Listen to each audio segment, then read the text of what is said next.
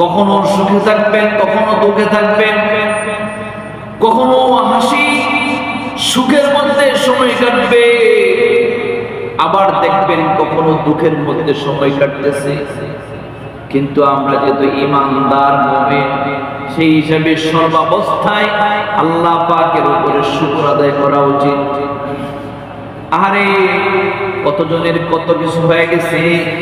এই যে আন্দোলনের মধ্যে কত মানুষের সন্তান দুনিয়া থেকে চলে গেছে, কত বোনের স্বামী দুনিয়া থেকে চলে গেছে, আবার শুনেছি কোন কোন বোন দুনিয়া থেকে চলে গেছে।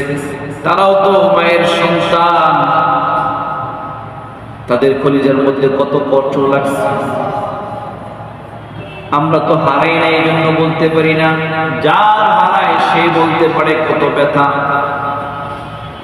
কিন্তু এই সময়টাতে যদি সবর করা যায়, তাহলে আল্লাহ তাআলা অবশ্যই অবশ্যই বান্দার জন্য উত্তম প্রতিদান যেহেতু রেখে দিয়েছেন, এমন সময় আসবে বান্দা খুশি হয়ে যাবে।